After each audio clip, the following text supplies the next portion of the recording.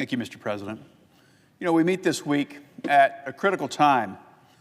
The threats we face on the world stage are demanding our attention in a way that we have not seen in decades. From the Middle East to Europe to the Indo-Pacific, weakness from President Biden has allowed chaos to spread across this globe. In Israel, they are in a fight for survival against genocidal Hamas terrorists. In the Indo-Pacific, China is saber-rattling and making provocative moves towards Taiwan and the Philippines.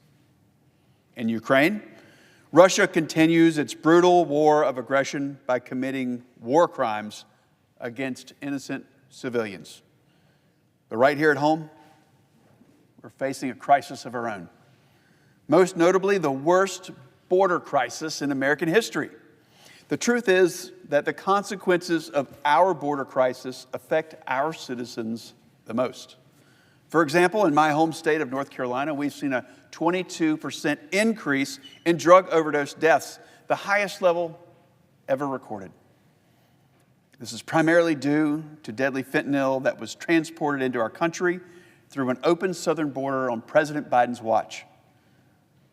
Police departments from Charlotte to Raleigh have uncovered tens of thousands of pounds of fentanyl, enough to kill every man, woman, and child, not just in North Carolina, but in the whole country.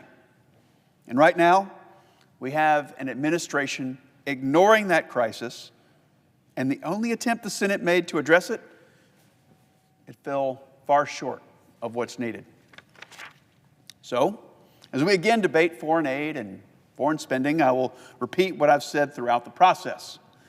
We must secure our own border before we help other countries protect theirs. In order to be a strong nation, we first have to have a strong border here at home.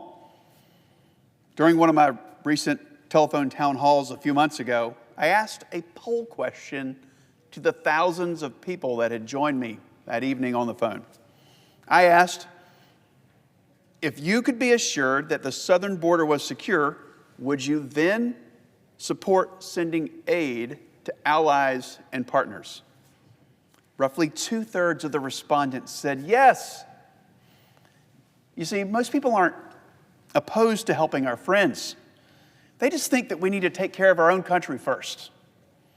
For me, America first does not mean America only. So, when I oppose this package, it won't be because I oppose helping our friends and our allies. We should send Israel the weapons they need to eliminate Hamas and free the remaining hostages. One, by the way, who is a North Carolinian. We should counter the Chinese Communist Party's military aggression in the Indo-Pacific and its social media subversion inside our country. We should counter Russia's brutality and force Putin to the negotiating table on terms most favorable to Ukraine. We should rebuild the arsenal of democracy and make significant investments in our national defense. We should do all those things, but not before we fix what affects our own citizens first. Too many Americans are suffering. Too many Americans are dying. This is an order of priorities. And my first priority as a United States Senator will always be to make life better for us here in the United States and back home in North Carolina. I will oppose this foreign aid package because we must put America first. Not alone, but first. I yield the floor.